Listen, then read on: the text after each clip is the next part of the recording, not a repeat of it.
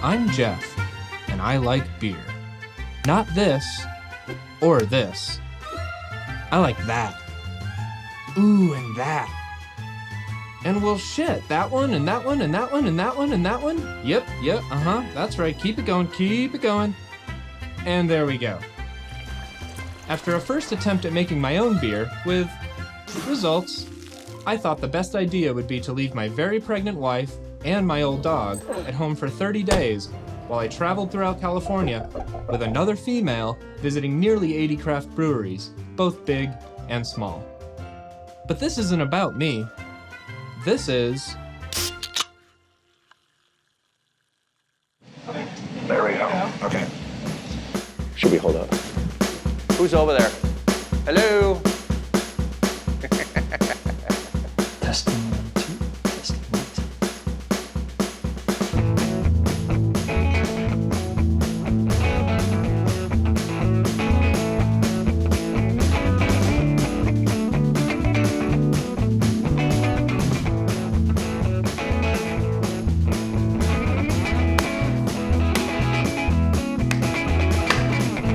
Good clap.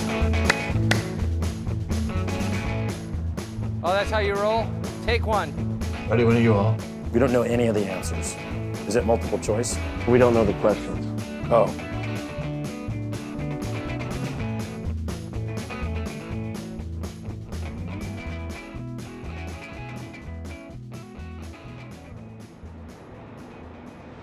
Cheers. My name's Ken Grossman, president of Sierra Nevada Brewing Company. I'm Steve Wagner, co-founder and president of Stone Brewing Company. And I'm Greg Cook, Steve's partner in crime, joining some beer.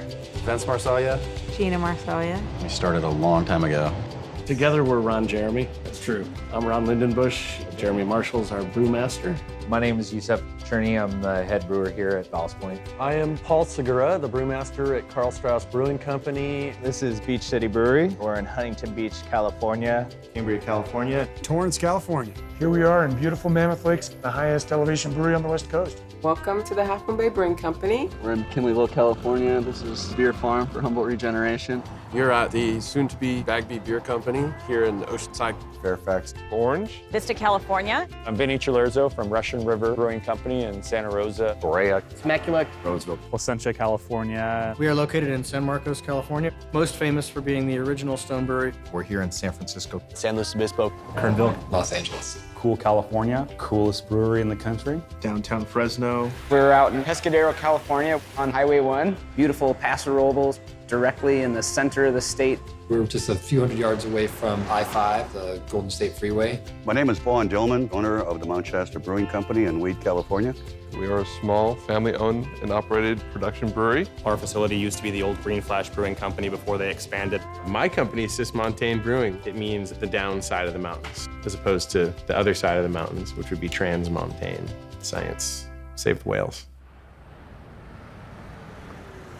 One could wax lyrical about the California brewing scene for a very long time. The craft brewing industry was really born in California. California is where the whole thing started. This is where the idea was conceived.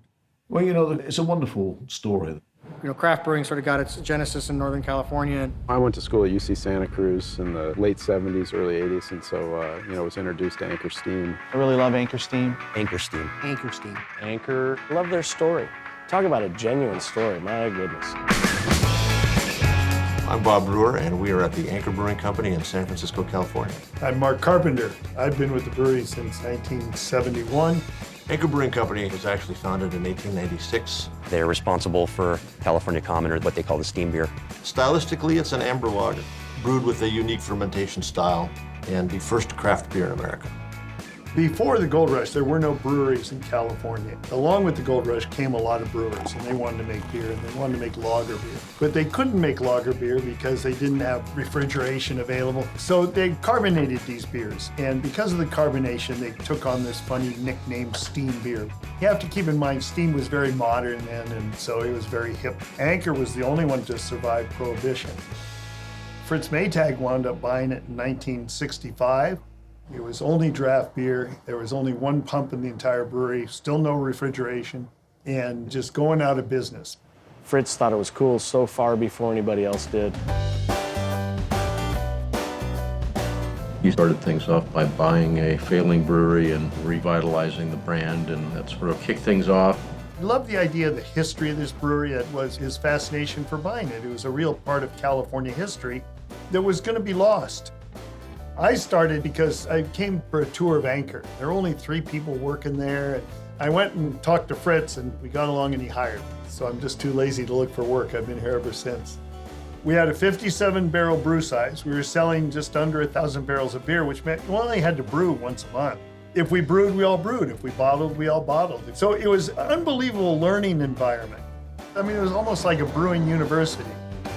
Fritz started bottling in 1971. Bottles enabled the brewery to ship all the way to the East Coast. Then we went on to our Liberty Ale. Liberty Ale came out in 75. And then all of a sudden, here comes Flavor. And people are like, what the hell is that? First dry hopped ale in America. Basically like 10 years ahead of anybody as far as making a hop-forward beer with a lot of Cascade hops in it. That was the beer that Tony and I both clicked on when we met. I thought it was one of the most awful beers I'd ever tasted. And he said, wait till you're done with that bottle. And by the end of the bottle, my palate was desensitized a little bit to the hoppiness, and I was like, wow.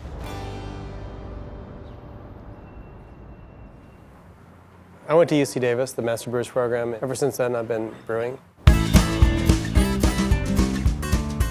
My name is Charlie Bamforth, and we are at the University of California, Davis. I am Professor of Malting and Brewing Sciences. I did my Bachelor of Science and my PhD in biochemistry, and I'm an enzymologist. And the first job in 1978 that interested me was as an enzymologist in the brewing industry. And that was down at a place called the Brewing Research Foundation, just south of London. And this was an organization that actually was funded by a tax on beer. So the biggest paymasters at the Brewing Research Foundation were Bass, because Bass was the biggest brewing company in the UK, so they paid more than anybody else. And so in 1983, I went to Bass, by which time Thatcher had screwed up the British brewing industry, and Bass decided they were going to sell all their breweries and go into hotels. They became the biggest hotel company in the world. If you ever stay at a Holiday Inn, please do, because that's helping my shares. Beer and brewing have been taught at Davis since 1958. The first real professor of brewing science here was a guy called Michael Lewis. He retired formally in the mid-90s, at which point the Anheuser-Busch Corporation, who had taken many of their brewers from Davis, they said, well, we want to make sure brewing continues to be taught here, so they endowed a professorship. And they were looking for somebody with industrial experience, somebody with academic experience, and somebody who had a long history of doing research in beer. And so I was pretty much the only guy on the planet who checked all the boxes.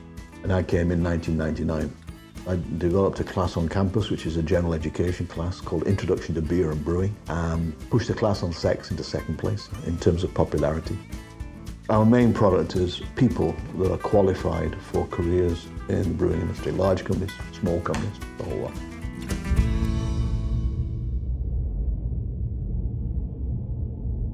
Sierra Nevada, to me, is the hallmark of this success story in a craft brewer. If you go there and you tour there, and I encourage you to do that if you're making this documentary, it is astounding what they do there. If you're going, take me, I want to go. Have you guys been up there? Not yet. It'll blow your mind. I look around all the great breweries in San Diego, and I think they were inspired in some way by Sierra Nevada. The 3 words, impressive as hell, would come to mind, really. I love Sierra Nevada's pale ale. It's one of my favorites. Definitely Sierra Nevada's. Sierra Nevada. Sierra Nevada paved the way. It's been virtually unchanged for, 30 years? They're doing all the things that everyone else wants to do. It's hard not to look at them and say, wow. I got an opportunity early on when I was a budding homebrewer to meet Ken Grossman. And I think if I hadn't had that meeting, I probably wouldn't have pushed myself to get to where I am at today. Ken Grossman is the most impressive guy I've ever met in the brewing industry. When I first came over here, I was talking to Ken about his beers, and I said, Ken, they're about as hoppy as I can handle them. And he said, Charlie, 25 years ago I was brewing in a bucket. Now I'm brewing hundreds of thousands of barrels every year. Do you mind if I leave it alone? I said, you go for it, Ken. I started home brewing in 1969. I had a neighbor whose son and I were best buds. His dad was a very accomplished home brewer, home winemaker, and so as I was growing up, I was always around lots of tubs of things bubbling away. The point when we opened up in 1980 was about the low point in the U.S. brewing industry's history as far as the number of breweries, somewhere in the mid-40s.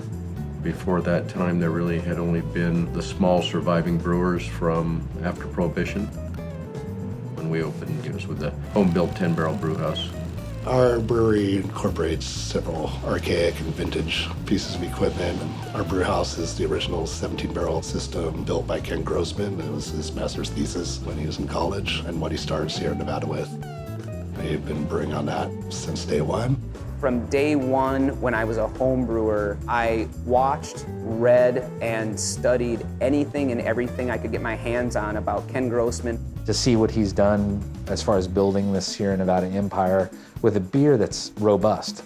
I can only imagine what it was like when he started making Sierra Nevada Pale Ale and trying to sell it to people back in the day. You know, we're still struggling selling robust beers in these times of craft beer. Yeah, thumbs up to Sierra Nevada. Ken is not only very, very capable manually as an engineer, but also got a tremendous intellect. So scientifically, he's got it all there in terms of brewing. Great businessman, great human in terms of looking after his people. And Sierra Nevada is the most beautiful brewery in the world. My definition of craft beer. Wow, that's a good one. Ooh. No, I've never thought about that. It's a tough one to nail down. Well, that's a moving target. It's just beer, brewed on a smaller scale, potentially. It's a very political question right now, so I think that's as far as I'm gonna go with that. There's a lot of numbers and stats and volumes and categories being bandied about out there. Originally, they called the small breweries microbreweries. Somewhere along the line, we said we're going to call ourselves craft breweries. There was a trade organization, the Brewers Association. They set the definition of a microbrewery at an arbitrary level of, I think it was around 60,000 barrels per year. As several breweries, ourselves included, began eclipsing that mark. They said, hey, no, wait, we're still a microbrewery. I get a little bit sort of surprised when they keep changing the volume definition of what craft is just to keep one very large brewing company in the frame. Now you have breweries that call themselves craft breweries that are making 1 million barrels of beer or more. So the definition keeps changing a little bit. So it's a little bit artificial, I think. Where the actual dividing line in terms of who's a craft brewer and who's not is entirely irrelevant. Is it how it's made? Is it who makes it? Is it how much you make?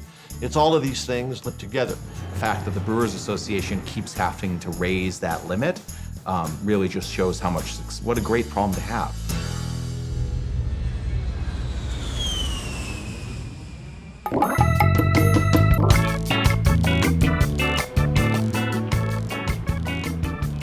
We're in South Park, we're in my home. We brewed our first batch of beer on Veterans Day, 11/11/11. I'm very proud of that. I'm a former Marine. I'm very proud of that as well. 1993, I got out of the Marine Corps after Desert Shield, Desert Storm. Decided I was going to do 3 things. Do a lot of drugs, go surfing up the coast, and play in a rock band. So I drove up the coast and was drinking Anchor Liberty, Sierra Nevada Pale Ale. Came back to San Diego, had my first real craft beer experience downtown at Columbia Street at Karl Strauss. Karl Strauss started at our downtown brewery back in 1989 with a brew pub, and it was the first brewery in the city of San Diego since Prohibition. Our founders, one of them was a 4th generation San Diegan, and he had an uncle who was a very famous German brewmaster, Karl Strauss. Karl's father was the president of the Feldschlossen Brewery in Minden. And if you're the president of a brewery in Minden, you live on the brewery premises. So Karl was literally born in that brewery and grew up in and around the brewery, kind of helping out.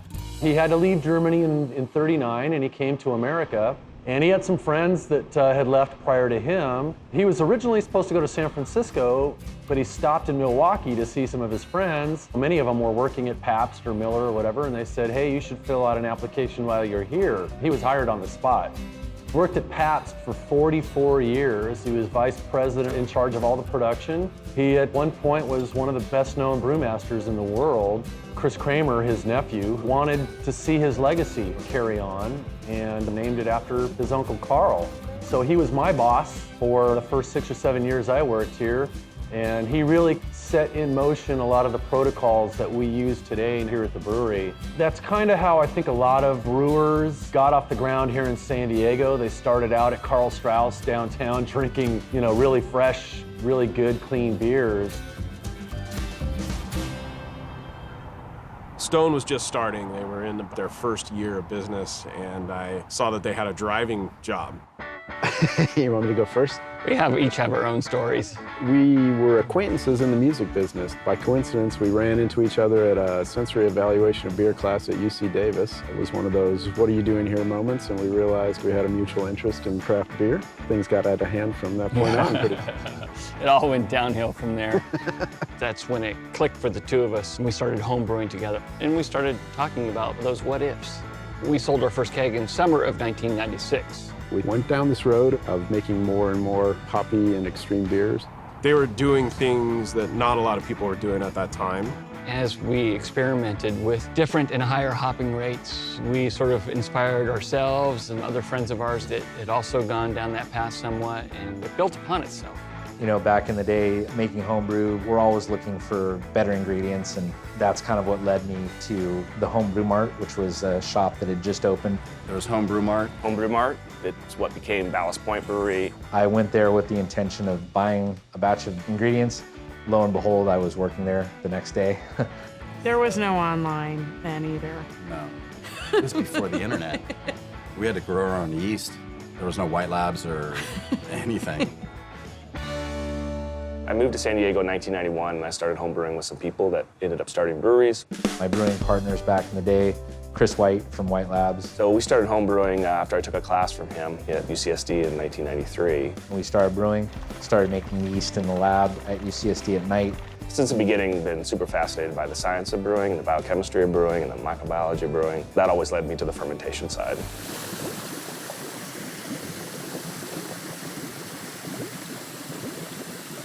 Very soon, I started selling the yeast to Pizza Port in Solana Beach for their first location. And I used to trade in beer and pizza for yeast. It wasn't even so much selling it was trading for pizza and beer. This frontier land is what it was. Back in those days, you know, the people that we were hanging around with and brewing with are kind of the stars of today. You know, Vinny Trelurzo was trading our yeast for his yeast. You know, we'd get wine yeast from him, from his parents' winery, and we would give him Chris's yeast from the lab.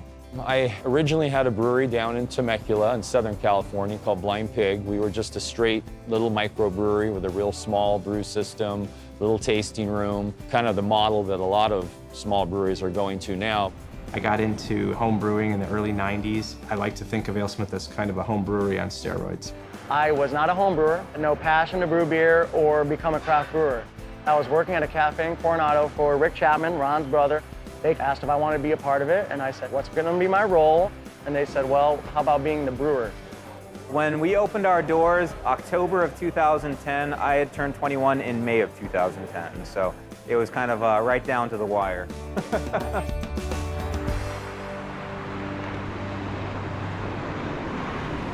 The craft brewing revolution that started here in California has transformed the brewing industry worldwide.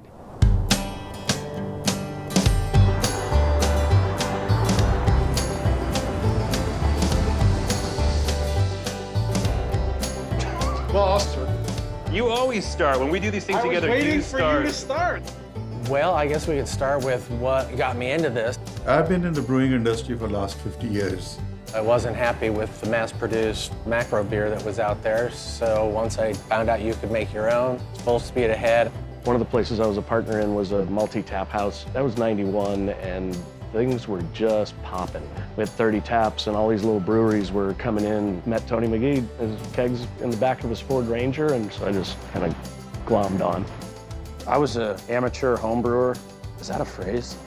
I was in the military in Germany trying all the Bocks and the exports and the Pilsners. When I got back to the States, there was none of that. At the ripe young age of 16, I started working at a liquor store in San Francisco. We had a 10-door beer cooler, and I filled it up with just beer. I kicked all the soft drinks, the wine, all that crap out of there. And I was a hop chemist for Kalamazoo Spice Extraction Company. I saw this thing, it was a homebrew kit, and it was like this revelation. You can make your own beer?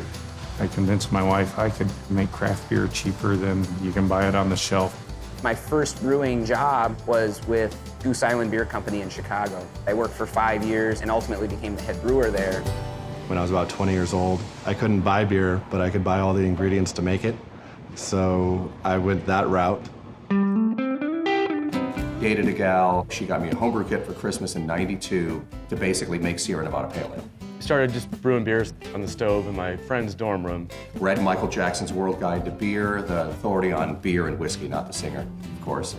We established the first brew pub in California in 1983. I had the good fortune of becoming friends with some professional brewers, so I had a lot of good advice, a lot of good mentors as a home brewer. She used to do a cable access show. It was called Brewing with Herb. We were on weekly for 13 years. First year of law school, my wife was annoyed with me that I was complaining, so she said, you need to find a hobby. One day I just quit my job and said, we're going to brewing school in England. Having a PhD in humanities, I could read German and French. I could find brewing textbooks in German that were public domain, so I started reading that. I started out at Anheuser-Busch, so one of the bigger breweries. Really fell in love with Lagunitas. You know, one of the first things I saw decorating the office was one of Ron's posters, which was very countercultural. It was high times. It alleviated fears of drug testing. You did pass the drug test. It was required. I know. Yeah.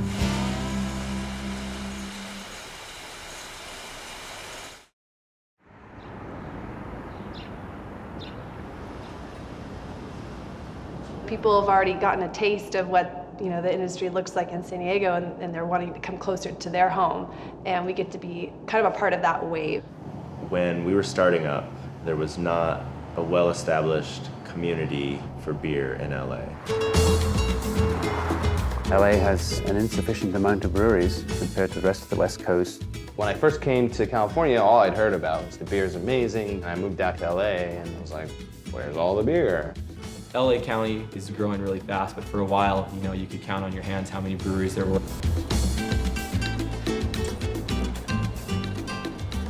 It's nice to be in this emerging LA market. I'd say once a month we hear about a new brewery opening up. It's just wonderful that finally Angelinos can actually have an opportunity to experience craft beer right here locally. From almost nothing to what it is now, even in a few short years. But being here in LA and watching this market grow has just been an awesome experience, and I just can't wait to see what's going to happen over the next 5-10 years.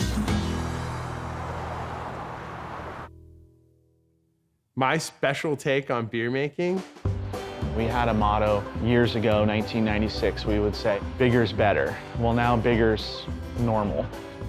I come from this premise for beer making that beer should be flavor driven, and that craft brewing is a reaction to a lot of beer that was being produced that was sort of stripped of flavor. And I believe that beer is an opportunity to be very flavor imaginative.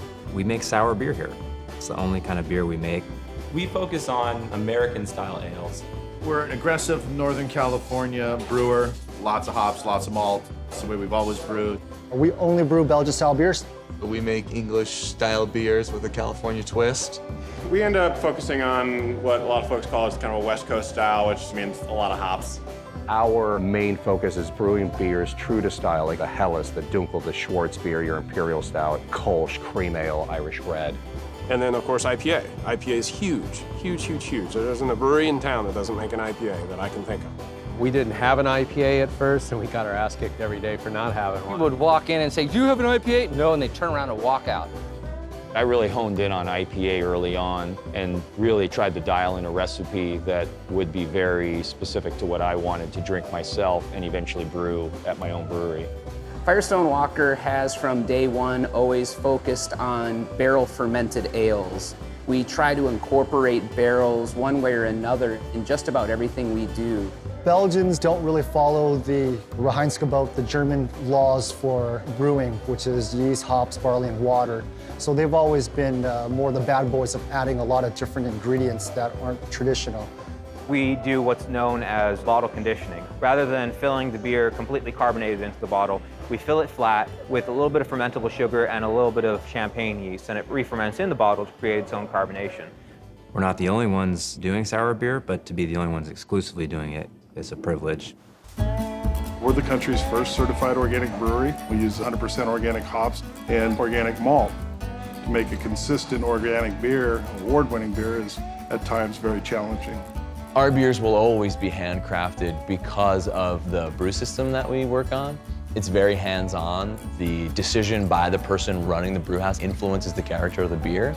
I feel that beer historically in the United States has been kind of underrepresented as far as what kind of beverage it is. I want to elevate people's experience and think of beer as a beverage that can be at the finest restaurants, on the finest tables. There's a small brewing system at each one of our locations where we use that opportunity to brew new creations all the time. We've got access to amazing barrels within the wine countries here that allows us endless creativity. We wanted to have a variety so anybody could come in here. It doesn't have to be just a hophead, it doesn't have to be just a beer geek. There's no holds on the brewers. It's their full creative force. Whatever they want to make, well, one time, no. Our motto is be natural, drink naked, and that came from one of our old customers. He goes, I don't want all the pesticides and synthetic fertilizers. I just want a plain old naked beer like my grandfather used to drink. And that intrigued me. Before Wildcard launched in Reading, it was the largest city on the West Coast without a brewery. I brew a couple times a week. A lot of our small organic farms have a program where you can sign up and do the CSA where you get a box of food from a farmer every week. I have folks that buy growler shares. I worked with a lot of small family-owned farms, really getting to know the grower and know the produce and where it's grown and all those things. I was attracted to craft beer because of that. We're based out in San Francisco, and we're really inspired by the farm-to-table movement. We call our beers farm-to-barrel beers. We really try by collaborating with local farms to integrate local agriculture into our beers that are infused with a sense of California. To be doing business in California in an industry that is so connected and so bonded, we have a lot of love in the state capital. I'm Assemblyman Wesley Chesborough. I represent California's great North Coast, home of, the last time I checked, about 15 craft brewers, and I work in that building at the state capitol right behind me. We've got the California Craft Beer Association, a lot of good resources there. We are the oldest state-based trade association representing the craft brewing industry in the country, primarily prompted by Fritz Maytag. We realized that for the craft brewing industry to be a viable industry, we had to have representation at the state capitol. We have worked to loosen up the rules and the laws to make it easier for a consumer to meet brewer and take that fresh beer home. We do try to involve members of Congress, and we try to get them to visit our breweries and know and understand our industry. We are so fortunate to have an organization like the California Craft Brewers Association that does protect our rights as small producers. Our membership represents 99% of the craft beer production in the state. We are unique in that we are a grassroots organization, so that's very unusual here in Sacramento. Most trade associations that represent an industry have a PAC fund, a political action campaign. We are a full-on grassroots effort, and we're doing it, and we're able to do it, and we're able to promote our business because there's so much love for craft beer in the state that it makes it really unique. Most of our effort goes to protecting those privileges that we currently have. We're always kind of in a defensive mode here in California. It's the 8th largest economy in the world, so there's a lot of strong and kind of powerful interests working here. Our industry is growing tremendously now. So we, as the trade association, have to stay ahead of that curve, and rather than chase the issues, we have to be out in front of the issues. I think the beer culture in California is first rate. Up and down the coast, all through California, there's just amazing beer. This is where it is. This is where it's happening. Trend-setting would definitely be a word for California. Beer in California is on par with the best in the world. They look at us kind of a little crazy, but with a lot of respect. We're getting world recognition for our California beer. It's kind of like what happened with the wine scene. There's so much good beer in this state that, we almost don't have to leave. How could I not like California? My great-great-grandfather was a bounty hunter in Lancaster. We got roots. If we're not here working, we're at someone else's tasting room. It's a good state for that. If you look at California from San Diego to Eureka, we cover every single style of beer that's out there on the planet. The reason why I came to California initially is I felt the West Coast was the big leagues of craft brewing. Let's not forget where we came from. Without Liberty and without Sierra Nevada and that Cascade hop, we would never have motivated anybody to do better. The weather, can you beat it? Were you outside today? Sunshine. That's what brought me here. I'm Canadian. That's a big one for me. The beach is like less than a mile that way, and that's awesome. Pulling hot grain out of the mash tun. All the guys inland are like sweating. It's so hot and 100 degrees, and I got like the ocean breeze in my face. I'm just loving life. Having tanks outside, it makes it a lot easier when it's not raining all the time. You know, there's a lot of surfing that goes on here. There's a lot of outdoor sports in general, and I think those things are really in tune with craft beer. California is also, in many ways, kind of the leader in innovative ideas. Consumers are willing to try almost anything. The craft beer consumer, for the most part, understands where their beer comes from. They want to buy local and regional, and they want to buy from a small company that's independently owned. We've always been a place where people have been willing to be on the cutting edge. Maybe it goes back to the gold rush, where there's this pioneering spirit here. You have a lot more freedom here. We can really kind of push the envelope and have people still be receptive to it. We're a place that's always on the outer edge of things, and people are willing to experiment here. I think we're not as boring. You look at cheese. Craft cheese right now is killing it. Cheese goes with beer. It's like, have you ever tried stinky cheese? Who would have thunk? Something that smells like that tastes okay. Being on the West Coast, we are dominated a lot by hops, which is great for hopheads like myself.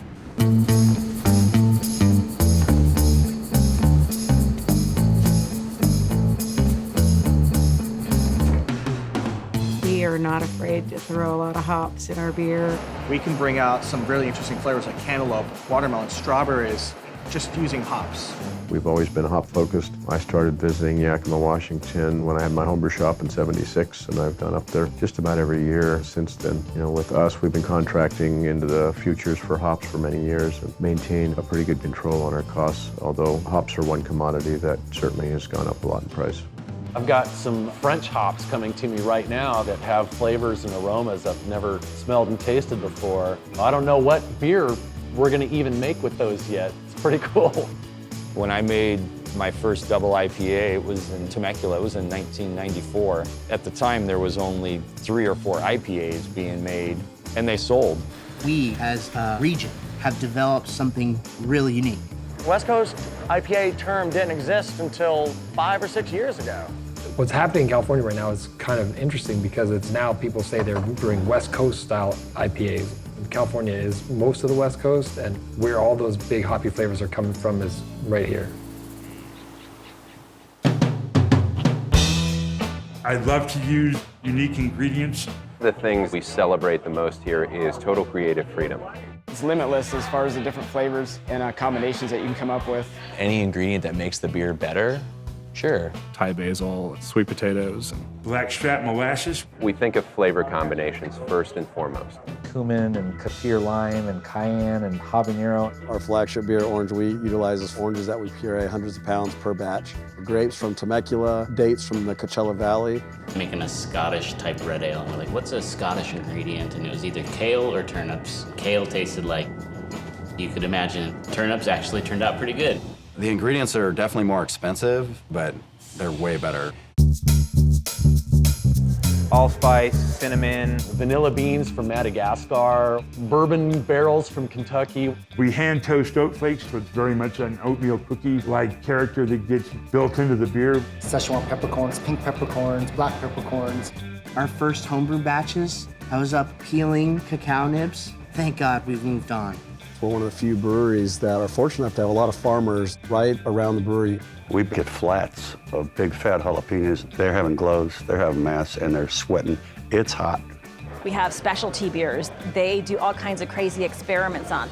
The ones that people get jazzed about tend to be ones that they take a traditional style and then they tweak it. Take an American-style wheat beer recipe, and we actually brew it with fresh watermelon juice. We take our IPA and soak tea bags, if you will, of citrus fruit and make a citrus IPA. Our summer beer, we actually add cucumber to a wit beer. We use almond milk in one of our beers. We make an almond milk stout. We bring in a lot of raw materials from New Zealand, from Australia, Japan. Wanted to bring some of the flavors and experiences that we grew up with. The beer that we make here comes from seasonal ingredients from our orchard and surrounding farmlands. We have 75 beehives in the back. The first thing that came to mind was horchata. Horchata stout. We made a cream ale with fresh oranges from the orchard. Pepper beer. It was packed a keg with peppers and filled with our wheat beer. Now we bottle it in 22s and It's one of our biggest sellers. it is. Over the course of a year, well over 100 beer styles coming out of our brewery here. I'm not against using other fermentable things, other sugars. A lot of brewers use dextrose in their beers with corn sugar. It's kind of the only way you can make a real double IPA. So if you want to stop drinking double IPA, then I guess, I am thrilled to use a sugar from Indonesia known as gula Jawa. It's coconut palm sugar. It's very difficult for the Indonesians to get it brought into the United States. I believe that Customs Service believes it's narcotics. As long as it tastes good, nothing is really off limits. Flavor first. Here in Sacramento, we're very blessed to have some great breweries and great brewing people. You can't be in Sacramento as a brewery and not recognize the history and the legacy of hops here. Sacramento's contribution to beer is different than most cities. It used to be the largest hop-growing region in the world, thousands of acres of hops. We had the largest brewery west of the Mississippi River, a larger brewing facility than anything Anheuser-Busch did prior to Prohibition. So I learned all that, and I said, wow, Sacramento, we're a great beer town. This is what we were born to do. We didn't have to try to do it, we just were it. We had the best source of water around, the American River, naturally filtered as it flowed out of the mountains. It ran into the Sacramento River, and every spring it would flood, depositing fresh silt and soil on the riverbanks, good to grow hops and barley in. We were Germans, Austrians, Swiss, so we knew what to do with those three ingredients. And then someone was nice enough to have the Transcontinental Railroad end in downtown Sacramento. And with the advent of the refrigerated rail car, there was no other town on the West Coast that could harvest ice and snow all winter long, store it, and then brew and deliver fresh beer all summer long. And I like to say that we didn't just brew beer, we grew beer. We have 7.5 acres of hops here. And what's happened is several other friends and other farmers around Sacramento have begun to either grow hops or they found wild growing hops and they've picked it, asked us if it was any good. Of course it was. Maybe 4 or 5 years ago, there were no acres of hops in Sacramento. Now there's probably 15 to 20 acres of hops. There's hop growers in Michigan. In fact, there's 250 acres of hops in Michigan. And I will say this, put it on my gravestone, my goal is that California has more hops than Michigan. We gotta grow more hops than Michigan.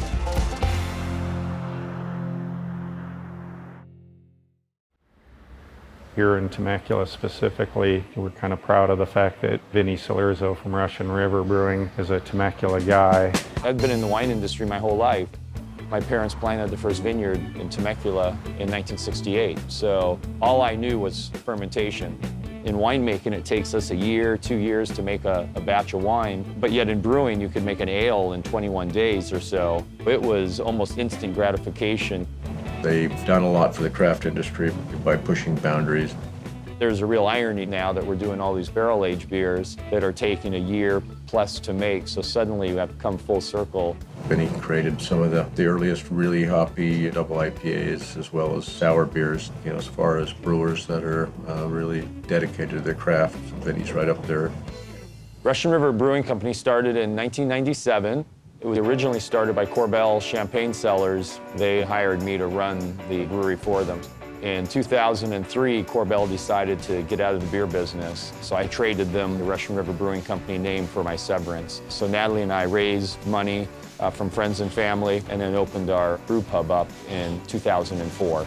Within an hour, the place was just filled up completely, and I still remember Natalie and I standing in the corner, kind of gazing at all these people, and we were just shaking our heads, wondering what the heck we'd gotten ourselves into. Neither Natalie or I had any restaurant experience at the time, so we sure have a lot of it now. In 1994, when I was at Blind Pig, I made a beer called Inaugural Ale. It was a double IPA. It hadn't really been done before. Fast forward to when I was at Russian River Brewery, there was a bar down in Hayward. The owners were gonna have what they were going to call a double IPA festival. I created the recipe around a hop that I just received as an experimental hop, and that hop eventually became Simcoe. You heading out? All right, don't worry about locking the door, we're good. So we looked at words that had meant something large, and then we started looking through a beer dictionary, and we looked up hops. And then in there, it referenced Pliny the Elder, and it just seemed like a cool name, so we went with it. It was just one of the beers for the first few years. You know, we saw it internally growing from the point where we made one single batch, and then it became double batches, and then we needed to commit 2 double batch tanks. We, at the time, had no idea the beer would take on a life of its own, but it happened so slow, and Natalie and I were just so wrapped up in the business, we never saw what was going on externally. We didn't know that it was being rated on Rate Beer, Beer Advocate. Heck, I didn't even know what Rate Beer and Beer Advocate were at the time. Then we found that Pliny the Elder had a nephew and adopted son in real life called Pliny the Younger. And so we said, well, gosh, we need to make another version of this beer. And so we decided to do a triple IPA. It wasn't until 2010 that it exploded. The story goes like this. I went down to the pub on the first Friday in February, and there outside was a line of people. And I called Natalie at 6:30, 7 in the morning, and I said, there's something weird going on. There's a line of people out there. And I went out and started talking to the people, and they said, well, yeah, it's one of the top-rated beers, you know, in the world. Up until that point, you could get Younger till usually in April. So it was around for quite a while at the pub. It didn't have that cult following. And that year, in 2010, for the Younger release, we ended up pouring 20 barrels, so that's 40 half-barrel kegs, in 8 hours. We had a lot of upset customers the next day who showed up and we were out of Younger completely. So the next year, we revamped the whole system to still how we do it now, and we feel it's a quite successful way to do a release. For one, Younger is not bottled, and we don't do growlers anymore. With that in mind, we took the total allocation of Younger and we spread it out over 2 weeks. The lines are 8 to 12 hours long, often on the first weekend. While this was going on, Elder just got more and more popular. We started bottling it. It started getting bootlegged by beer traders and home brewers all over the country. We run out of Elder on a day-to-day basis at the pub as well. So although that doesn't make a lot of consumers happy, that's the way Natalie and I like to keep our business. And it's not that we're a really small brewery. 14,000 barrels is nothing to sneeze at.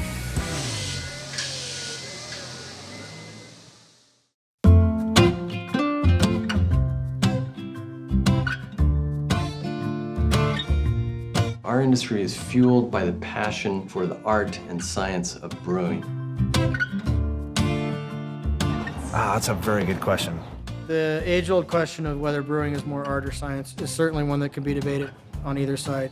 Yes. Yes. Brewing is this perfect fusion of art and science. You can't have one without the other. The science is the necessary part, but the art is the driving part of it. The art is the design, the science is the control. Brewing allows us to create these recipes, constantly tweak them, and then use science to perfect them and to monitor them. You have to be artistic with your brewing. You want to make sure your beer is going to turn out the way you want it to be. But if you're not scientific about your processes, you're going to have a hard time being consistent and being clean. And stable. To make a flawless beer, you have to know the science. But to make a world-class beer, you also have to be an artist. The art is developing flavors. Brewing beer is not unlike cooking at all. I really love the art of the recipe design and really getting your face in a bag of hops and tasting some grain. Knowing how to use herbs and spices, it's knowing how to use hops and different malts. The possibilities are pretty much endless. In San Diego, we have 80 breweries and everybody makes an IPA, but they're all different. And that's because of the artistic aspect of it. If you go at it strictly from an artist point of view, you can make some damn great beer, but the reproducibility of that beer might be lacking. You can get very, very scientific on it. Oh yeah, you can take it to the millionth degree. There's all sorts of little numbers you can crunch. You can't ignore the biology and the chemistry. They're changing sugars into alcohol.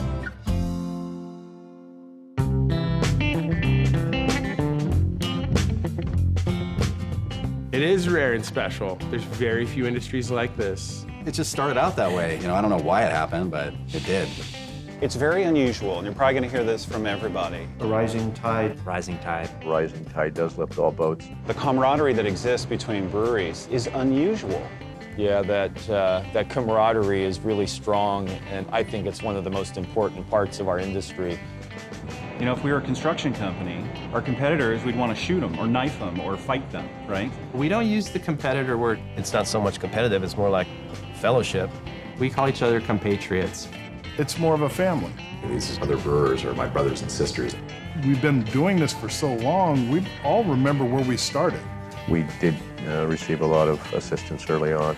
Ken went to Fritz, and I go to King for help sometimes, and the stories could be told on and on and on. You know, I've been in this business almost 18 years. Back in the day, I mean, everyone kind of knew each other. There was a collectiveness. You know, when there were less than 1,000 operating breweries in this country, we were more of an anomaly than anything else. As we were starting, there were a couple people ahead of us, and they were very open to us asking questions. The collaborative nature goes back a long, long ways. You know, the center of brewing in Europe in the Middle Ages, brewers helped each other out.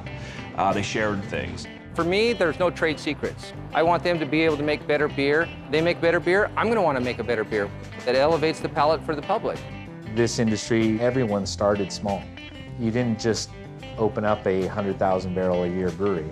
I can't tell you how many times I've been able to reach out to other craft breweries and say, hey, we're looking at a model for self-distribution, or I need to know something about wastewater. I can't think of another industry where you would say, here's my business plan, what do you think about it? To ostensibly other people outside the industry would look at it as competitors. And just having them say, sure, here's all my data, here's everything you need. If our pizza mixer broke, it'd be pretty hard to go to the pizza place down the street and say, can we borrow your mixer? And, oh, what do you put in your sauce? The reality is that craft beer is still such a small segment of the whole picture that we really do need each other. I think that there's that understanding that nobody knows everything and everybody has something to contribute. The other day I saw a post on the Brewers Forum, local brewery needing a specific hop. I've never turned down a favor asked by another brewer. I'm gonna need that favor one day. That stuff goes on all the time. I'd like to hope that that theme continues forever in craft beer. Maybe once we get to 50%, we'll start fighting with each other, but not now. In general, it's pretty darn great. And it feels good. You know, you feel good about having that kind of relationship with people. It's a good thing.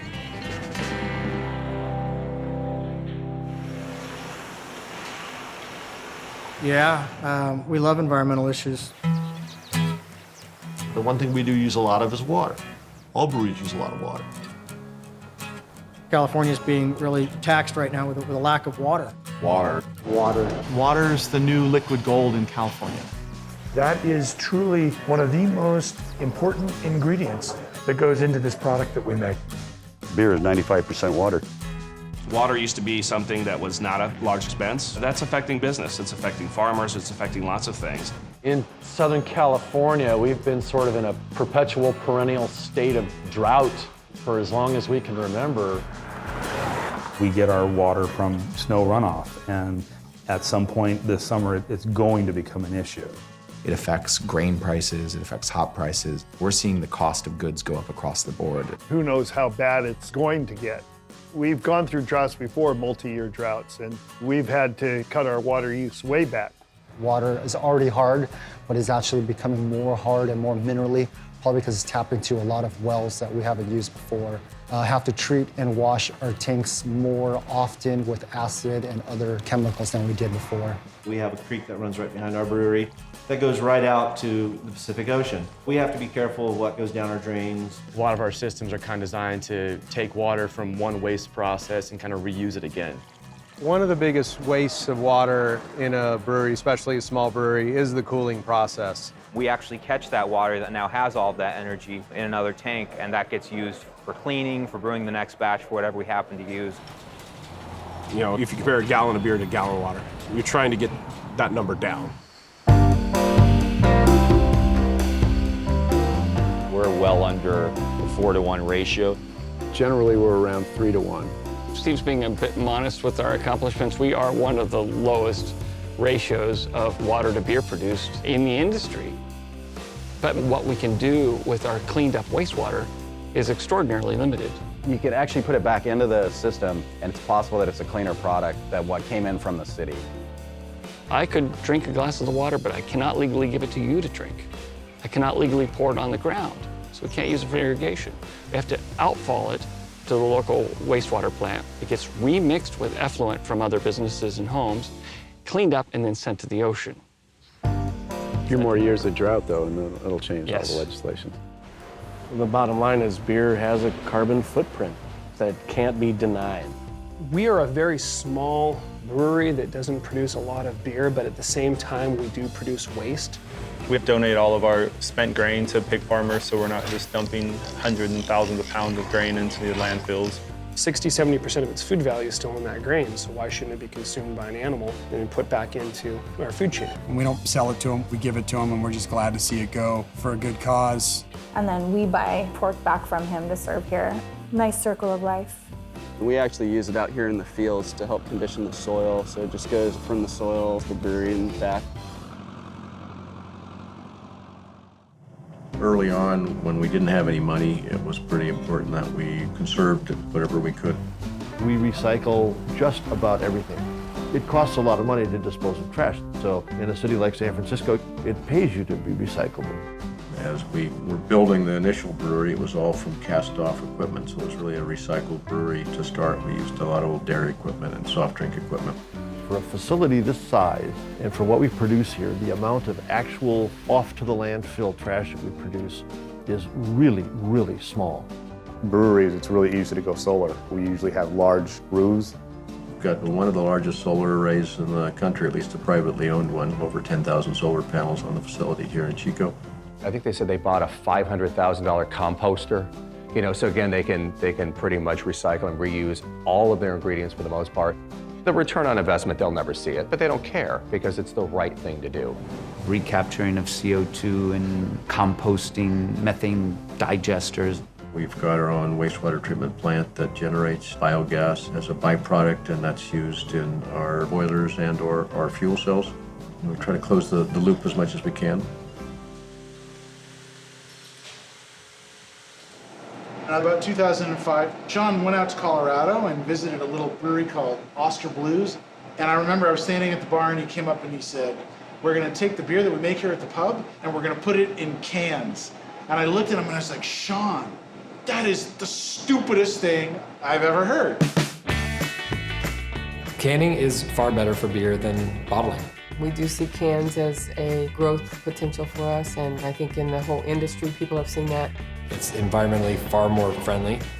Canned beer can go places that bottles, can't make it to. We're in cans because in Sacramento in the summertime, we're outdoors. You can backpack them in, you crush them, you take them out. You don't cut yourself on them unless you're stupid and rip it in half, bite into it. Cans protect the beer 100% from light. There's no air. They happen to preserve the beer better than bottles. They happen to be infinitely recyclable. They're lighter than bottles. They cost way less to transport. They're much more often recycled than glass. Cans are no longer the cheap beer. To me, there's no reason not to can beer. We just think it's the wave of the future.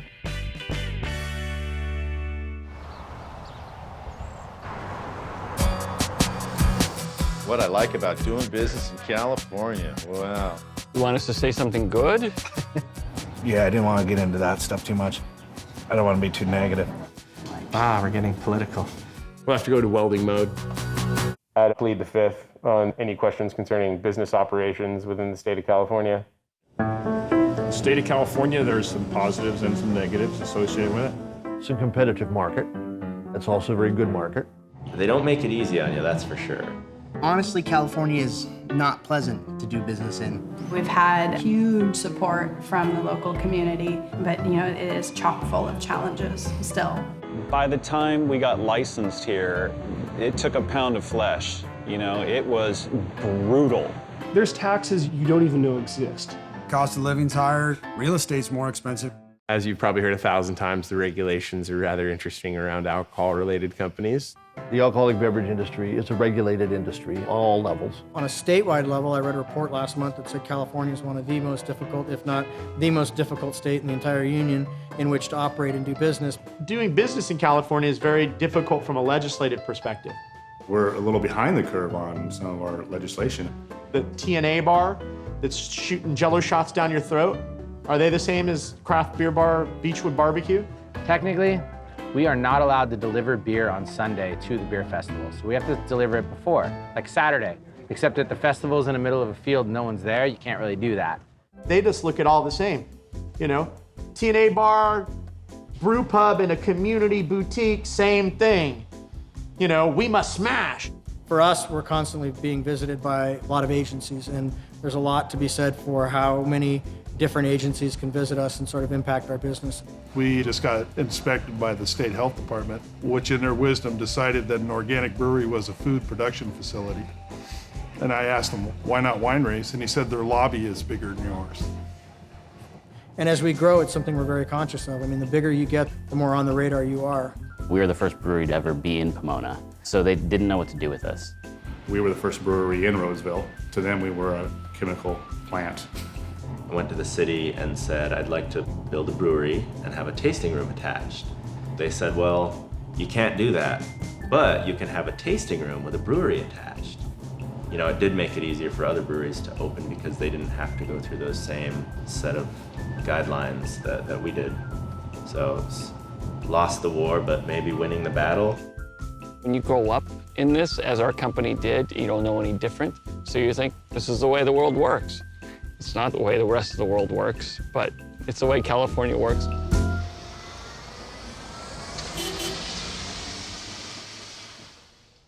With the name of Weed, it was named after a California state senator, Abner Weed, and I've always spelled it with a capital W, but the feds came along and said that I was confusing the public as to the content of the bottle because our bottle cap said a friend in weed is a friend indeed, try legal weed. And the federal government didn't like that. They offered me a fine, they offered me a suspension. I had to take the bottle cap off. The local paper got it and the county got it, and then it went AP. And then it went around the world. The song was, I fought the law. I fought the law, and the law won, so I changed the lyrics to Weed fought the law, and Weed won.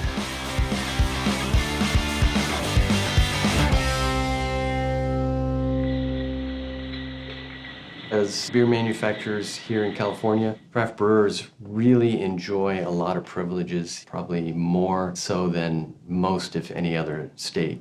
There's a lot of regulations here, but at the same time, there is a bit of freedom.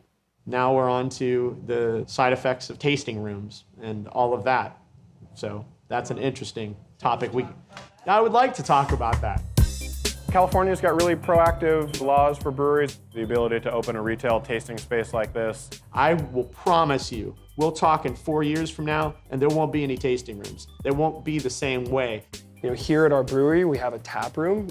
Say if this was in Oregon, we'd have to offer 5 hot menu items and have food. First of all, I want to tell you what I think a tasting room is. A tasting room is a place that you can go in and get a 5-ounce taster of beer, a growler, or a keg to go, maybe some merchandise. Because of the way that it's set up. A bar and a restaurant, we have to go through massive amounts of bureaucracy and licensing. So they become our competition for restaurants. Now remember, I own a brewery. So I'm telling you from 2 different sides of the story. You know, fresh beer is always better, and being able to take fresh beer to go in a reusable container is a fantastic thing. And we use the tasting room for research and development. So when we want to brew something we're unsure about and don't want to brew 30 barrels of it, we can use the tasting room to get feedback from our customers and see if it's something we actually want to consider putting into production or not. It provides a more intimate environment to be able to speak to your customers and to really get to know them and to build a face to go with your brand. That is what you're supposed to be doing, not brew your own bar. California is actually a state where small brewers have some advantages from a distribution standpoint. You know, we can do a lot more things that, you know, self-distribute. You can't do that in a lot of states. We self-distribute. It's important. We self-distribute, like a lot of small breweries. We self-distribute everything, and it's virtually within a 10-mile radius of this building. California is an open state, so you aren't required to go with a distributor to get your beer to market. If it wasn't legal to self-distribute, Stone wouldn't exist because no wholesaler was interested in picking up a brand when we started. It would have been dead from day one. For a small brewery, that can be really, really crucial in just getting off the ground. There's a little black pickup truck outside, and we just roll around town on that. We can control that supply right down to the consumer, whereas in a lot of states, you're forced to hand it over and hope the distributor represents your beer as well as you would like to. It's expensive, it's one more thing to do, but truly allows us to control the quality right to the end consumer. California, for all it is and isn't, is a good place to sell beer.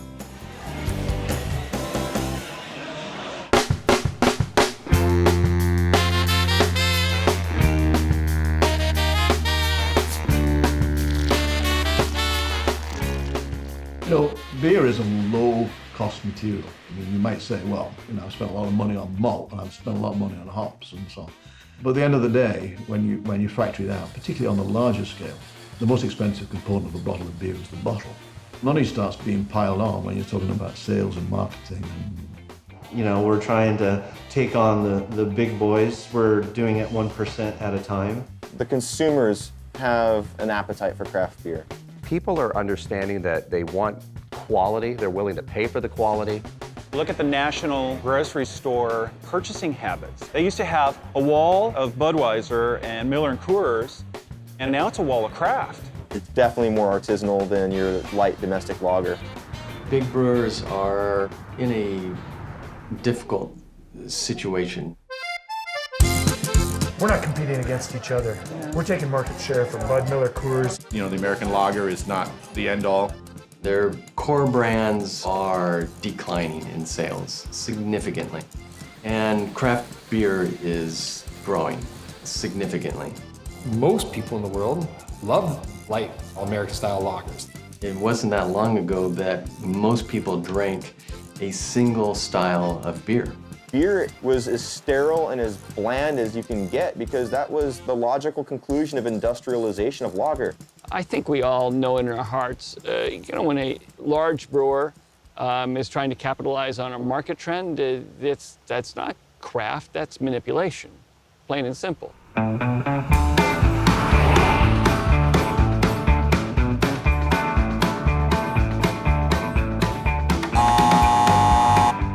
They're in it for money. Well, of course they are. They're public companies. That's their job. They have no other choice but to maximize shareholder value. Our job isn't to do that. Our job is to make what we think is great beer, put it out there for everybody to enjoy. Once you taste that beer, it's hard to go back to drinking one that's flavorless. It's the same as food. I don't eat at certain places anymore that I ate as a kid, Now, are those big brewers going to start to put offerings out there that are more appealing to the people that are looking for more flavor? Well, hell yeah. My biggest concern is the large breweries continue to introduce craft brands that don't have their name on it. You see what's happening right now? What are the #1 selling craft beers? Shock Top and Blue Moon. I have no problem with extremely large brewing companies, as long as everybody knows who brews what beer, and I don't personally care. Blue Moon did 2 million barrels last year. I think Shock Top did 1.5 million or something. That's a lot of beer. It's if somebody's trying to confuse people by portraying themselves as a small brewing company when in fact they're extremely large ones. The authenticity of what a craft beer is becomes eroded. You have the big brewers using craft in all of their advertising. Blue Moon, artfully crafted. There's no passion behind Shock Top. Zero. They are essentially introducing their core consumer, in many cases, to a flavorful product, and that consumer then goes on to try and sample other craft brewers. All that's doing is bringing a whole lot of people to the game of better beer, and here we are.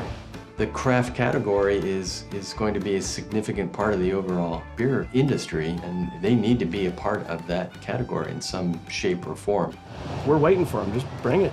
They just haven't really figured out the best way to do that, and I don't know if there really is a good way to do that.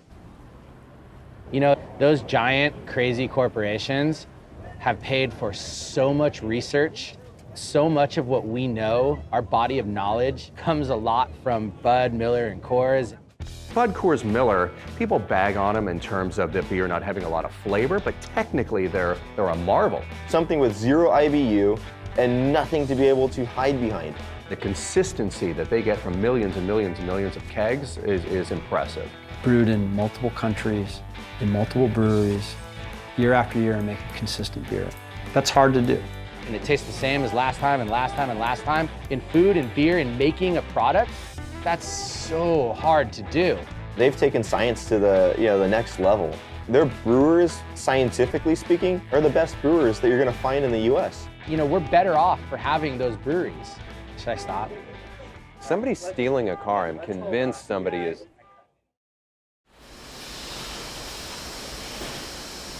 When we first made our porter, I said to Fritz one day, I said, why do we want to make this porter? You know, steam beer is going real good. And he said, down the road, you're going to see hundreds of small breweries around the United States.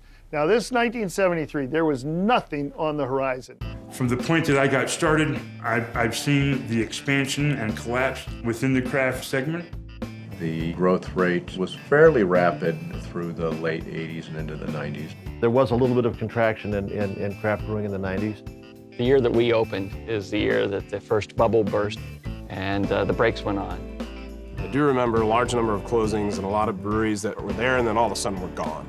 People point to a lot of potential reasons why the growth rate came to almost down to zero. There wasn't really the consumer population that exists today that treats beer like a very high-quality food product. That contraction was only within craft because we were making crappy beer. And the imports grabbed it and they ran with it. A lot of people entering the beer business just try to make money because it was, the growth was so rapid. And not realizing that that is not really the case in the world of beer. Frankly, in hindsight, this was actually a very good thing for us as a company. When the bubble burst, you had to actually be really good, and a lot of the really good brewers continued to do just fine. We were out of capacity in '87 when we moved to this facility. We ran out of capacity again in '97 when we pretty much maxed out our brew house. As a company, we had to learn from day one to be extraordinarily lean. Nobody bought our beer just because it was something new on the shelf. That wasn't of interest anymore. So when I built a new, larger brew house in '98, we had a lot of pent-up demand. So we were able to continue to grow at double digits pretty much through that whole period of time. We are the children of the, of the Depression, if you will. I don't want to get over melodramatic, but we grew up in a time of not having. What are we, near 10% yet, or over 10%? I can't remember. They talk about 10% so much, I forgot if we're over or under. Do other people think that craft brewing is a bubble? That's a big topic of conversation. Am I worried about that? It's going to be interesting. If you would have asked me this question a few years ago, I probably would have had a different answer. Here in California, we are still continuing to see the velocity of startups at a pretty amazing rate. When I started, there were roughly 40 breweries in the country. Today, that many open every month. New breweries start up here in California at about 2 every week. We're the only ones in the industry that are experiencing double-digit growth. We're riding high here. I believe we're in our 12th or 13th year on an upward trend. Definitely the next 5 years of craft beer is going to be an interesting show to watch. I'm a brewer, I'm not a fortune teller, but I definitely think there's still a lot of room to go. Back in 1880, we had over 4,100 brewery concerns here in the United States. it wasn't until Jimmy Carter brought homebrewing back in the 70s that got this wave going. We still only have less than 4,000 microbreweries here in the United States. We have a lot more room. We have a lot more people than we did in 1880. I think we'll probably stay pretty local. I don't expect us to be the next biggest international brewery that's everywhere on every tap. It's great. Everybody's trying to go local nowadays. They want to support their local brewery. They want to support their local butcher. Cheese is growing. Good coffee's growing. Good wine is growing. By being small and being in every kind of community, been a real economic boost to our state by getting people to support local jobs, local tax base. I do feel like every town, at least small area, needs a local brewery. I think there's an incredibly large amount of room for small scale, kind of neighborhood scale breweries. That's really how we existed in the beginnings of our history as a country. Every place had their own brewery in town. All the quality consumables that are out there, there's a consumer trend that isn't going to stop for a long time. We know that there's over 7,000 operating wineries in this country, so clearly there's a lot of room for small alcohol producers to coexist in many different ways. It's kind of cool to see how those neighborhood breweries actually cater to the local flavors. You know, in any city, there could be several Italian restaurants, there could be several Americano restaurants, and they're all supported by the people locally. Just the rumor that a small brewery is opening, there'll be a line out the block. There's room to grow. Would I like to see another brewery in our little town of 6,000? No. Most of these new breweries that are opening are the nano style. 1 barrel, 3 barrel, 5 barrel systems. They still have other jobs to supplement their income, and they're just doing what they want to do for passion. And, you know, God bless those people. these small nano breweries that are opening up, which a lot of the new breweries are very, very small in nature. I think a lot of these will go out of business in time because it's so much work in relation to what the return is. You know, it's really fun for a year or two to be making your own beer and selling it to the consumer through the tasting room, but that business model really doesn't have a lot of return financially, so it's a lot of work for very little return. I see San Diego and California in general going through a little bit of a bump. We're peaking, and we're gonna hit a valley. There's so many breweries coming out so quickly right now. There's two lines on this graph, right? There's the line of saturation. There's the line of the number of available craft beers and craft breweries. Where will these lines then cross? It's like, you know, don't let the streams cross, Ray. They can't continue at that pace. That's not feasible. Economics is not any different just because we're making beer. There are a lot of breweries starting up. I'm just gonna, through my own personal experience, say that that's not sustainable. You can't run the car that fast for that long. In a lot of cases, what's being missed is attention to quality. Quality. Quality. Quality, quality, quality. I can't think of pretty much any other product that you can buy where you can't damn well trust it. Although there's a lot of great high-quality beer out there, there's a lot of new beer that's being made from new breweries that is mediocre. And you're seeing it now. A number of them, I would say a good portion, aren't good. The frontier we're all working on right now is converting people that have been drinking very consistent light lagers, and they aren't going to stand for poor quality or poor consistency. The overarching theme of this year's Craft Brewers Conference, make better beer. So there's also that. There's a lot of beer out there, and this comes from the head guys in the industry, that's not up to snuff. This is my personal hypothesis. Cooking Channel and the popularity of a lot of food shows out there, it's definitely piqued a lot of people's interest in artisanal food, artisanal products, but it has also made people think that they're experts by watching a TV show or doing something a couple times and getting decent enough results, and then they think they're an expert. Well, it takes a lot more than that. There is a ton of shitty beer being made here right now. Period. Fact. Don't like it? I don't care. The ones that don't make good beer, just quit. Just get out.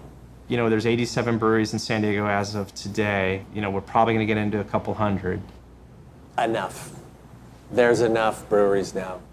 Not everybody can make good beer, and it's evident. It's scary for us because we're not funded by a bank. It's our money. It's not like, oh, well, I got to find a new job. Like, you know, my kid doesn't go to college, you know, that kind of thing. These are novices that think everybody can open a brewery and anybody can make good beer. And I'm here to tell you that's incorrect. There's a lot of people that are entering the marketplace now for the wrong reasons. There's hotel owners that now own beer bars. There's real estate moguls that own breweries. What the fuck is that about? You've got to be dedicated to it. There's a lot of people diving into this industry now that really want to make money. There definitely is going to be a point where bad breweries will be weeded out, and necessarily too. Forgive my fellow brewers for saying this. It's not a bad thing. Some of these people would be selling widgets. They don't care what it is. Beer, tires, chalkboard erasers, they don't give a shit. They just want money. In the beginning of our business, money was tight, and you know, it wasn't this kind of gold rush that you find right now, where everyone and their grandmother is seemingly opening up their own brewery. It's scary that people are going into it and just being like, oh no, it's fine. Craft beer is expanding, so we'll make money no matter what. You know, it won't always be like this. It can't always. What happens if the bubble bursts? Do you think the hotel owner, is he gonna stick with it? No. Okay, wrong. You know, I hope to buy your equipment soon.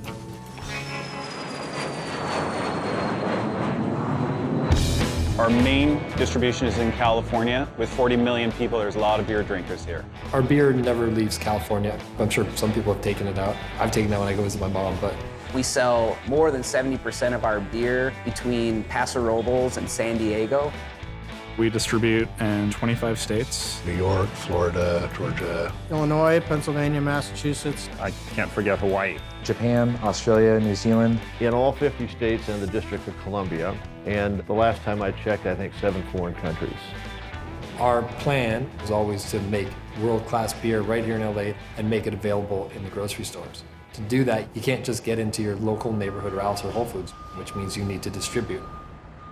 A lot of distributors are closing their books because there's so many new breweries opening up. I've talked to a lot of distributors over the last year, and they basically said if you're not with a distributor now, it's going to be tough to crack that nut.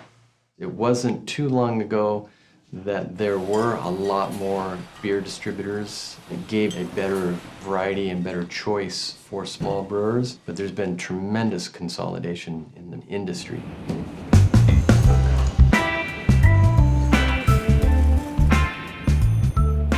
Ourselves and Ken Grossman at Sierra Nevada was in the same boat. You had to get out and sell your beer around. Convincing a distributor to take your beer was next to impossible. I was talked into starting a small distributorship in 1984, which was the first beer distributorship in the country to sell just craft beer. Selling a Sierra Nevada Pale Ale was remarkably difficult. So we ended up with, not always the best distribution partners. Distribution for small brewers is very, very difficult. I don't know how many of your other breweries are going to talk about how their beer is distributed. It was a shock to me. Mostly in the early days, they ignored us. They thought that we were just going to fail and go away. Before 1918, you had beer manufacturer and you had beer retailer. That was it. The brewery made it, sold it to the retailer. A year and a half into it, as we started to grow, we went back around because we were bleeding money like crazy. Again, every wholesaler said, no thanks, no thanks, no thanks. When Prohibition came out and making beer and selling beer was illegal, all of a sudden someone in the middle was born. It became law that a brewery and a retailer couldn't do business together. We've grown an extraordinarily successful craft beer-only distributing company here in Southern California. It now represents about 35 brands. And there was a real need for it at that time because, we weren't the only brand that couldn't get the attention of some of the major distributors. Those big houses are beholden to their Bud and the Coors and Miller and the Pabst. There's shenanigans in the marketplace that are pulled sometimes by wholesalers that are less than legal or ethical. They have generally about 100 different breweries in their portfolio. 90% of the beer they sell, though, is one brand. I don't think that they're really focused on Stone Brewing or Stone Distributing having any impact in the marketplace. I think we proved it wrong. What ends up happening is we, the little guys, end up battling each other for the distributor's attention, which means we waste a lot of energy kind of nudging each other out instead of focusing on the person that's the most important person. It's the beer drinker. I don't know how much of that you're going to show, but it won't be well liked by a lot of people.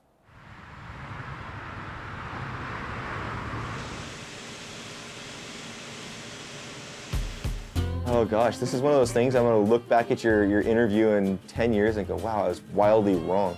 I think the future of the Rare Barrel is very uncertain. I think we've been surprised at the reaction so far. I think we'll be one of the number of breweries here in Sacramento that stick around for the long haul. I'd like to eventually afford a larger brew system. Just to get some local distribution would be very nice. I definitely see a limit to how much we want to grow. Beer is always going to be best, closest to its source. We're not going to be the largest brewery in the world. We're not going to be even close to that. But I would like to make twice as much, 3 times as much beer as we're making. We just want to serve our community, whether it be LA City, LA County, Southern California, or all of California. It's important to be innovative in this industry. If we're stagnant and keep the same beers, people will like it and it's delicious, but they might get bored. We want to prove ourselves first to the local market, so establish ourselves here, start distributing and do as much as we can kind of on our own. We don't see ourselves trying to take over the world. We just really want to be a local and regional brewery. I want growth, I don't want to be on the 15-barrel system forever. I want to go bigger. There's some expenses that come along with it that people don't necessarily recognize at the beginning, so we're going to go through controlled growth. Our goal is to grow within 500 miles of where we make our beer and to, as much as we can, source vendors, ingredients, everything that goes into the business within those same 500 miles. You know, have the brewery on site, a large beer garden where you can walk through the fields and actually see the production from seed to glass, like in a state winery kind of. We'd like to get some bottles going. We'd love just to be not a regional brewery, but kind of a county brewery. We keep trying to be at the forefront of fermentation, so the classes that we offer and the instruction we give both to home brewers and professional, I think we just try to maintain that innovation in fermentation.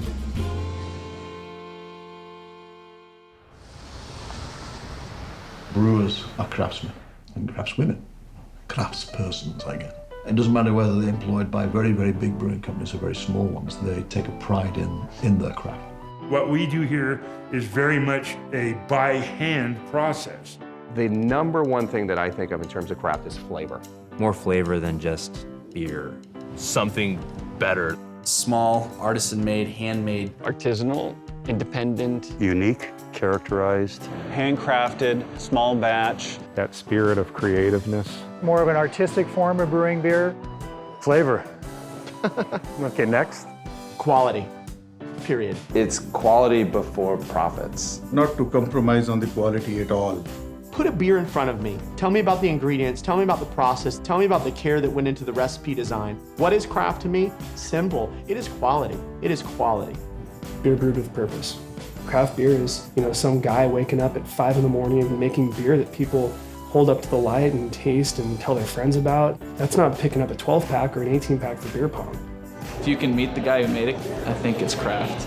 Craft beer, I think, really sort of encapsulates the modern American beer movement. It's beer that's, much like chef-driven restaurants. They're brewer-driven beers that tell a story and, focus on the quality of the beer above all else. It's the anti-macro beer, it's the anti-Budweiser, it's the anti-Coors Light. Beer produced by passionate people with only the glass of beer in focus. Haven't had a paycheck in 2.5 years and have never been happier. Woohoo! We are happy. It really comes down to being proud of what you do and making something more than just swill. No offense to, Beer represents more than just a commodity to be bought and traded. Innovation is the American way. If the beer tastes good, it's probably craft beer. If the beer comes from your heart, then it's a craft beer. Oh, there we go. That's a perfect definition. I go around the United States and see all these people drinking beer straight out of the bottle, and I think, and that's okay. That doesn't make them bad people. Pour a beer into a glass, it's a thing of great beauty. And why would you deny yourself this glorious sight? Who's going to make the next Sculpin? Who's going to make the next Green Flash palette record? Who's going to make that? Well, they're probably in a garage somewhere, and they probably have a dream, and their wife probably is yelling at them, or the wife is doing the brewing, and he's watching football, and they're doing it because they love it. Hopefully, I'll be there to serve their beer. I felt personally compelled to join this revolution of the craft brewer, to throw our shoulder against that collective pushing the boulder up the hill. Craft will grow as a share of total beer sales, and industrial beer is going to decline. That much I can guarantee. Craft beer represents approximately 10% of the market, and 10% is that's just a start. The BA's number now is 20% by 2020, which is a fairly lofty and ambitious goal. It's great to think that people know what an IPA is and what those initials might even stand for. It's starting to come around. For a state that actually doesn't have a solitary malt house in it and doesn't do much in the way of hops anymore, it's remarkable that we have this craft sector. It's exciting to be a part of, and it's really a bummer not being able to make beer for the last couple of years, but I'm ready to get going in there. The marketplace and the demand for craft beer is growing so much more than I ever imagined.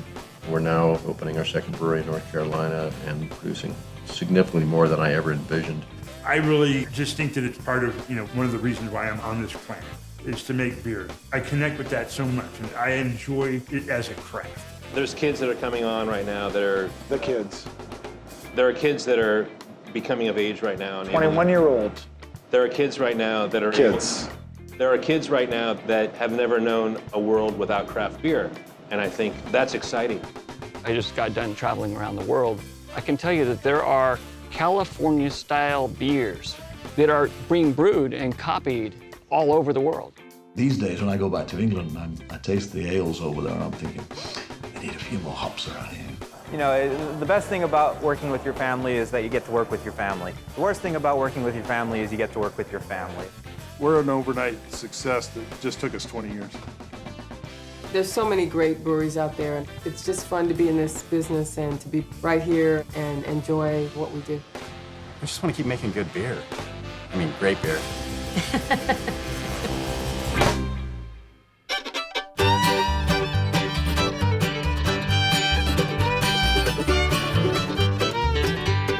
On the hog, sawing a log, dreaming of that sweet Mary Jane. Well, the feds on the hills made them lay on their bills, and he tore up those crops again. What do they expect folks to do when they send all their jobs away? Ain't much of a life for the kids and the wife, working for minimum wage. Outsource blues, heard all about it on the evening news. When you go out, do your shopping, what you gonna choose? Your neighbor's job or the outsource blues?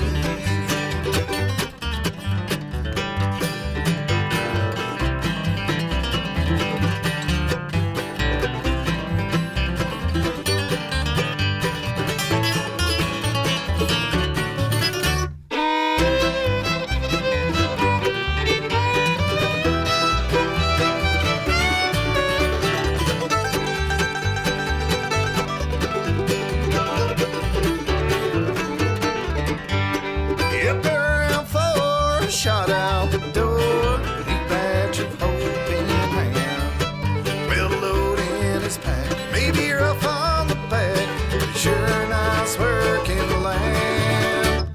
Guess when you strip it all away, run so much deeper than the pay. It's tough to feel free when you lost your dignity, while the rich are getting richer every day. Outsource blues, heard all about it on the evening news. When you go out, do your shopping, what you gonna choose? Your neighbor's job or the outsource blues? Outsource blues, outsource blues.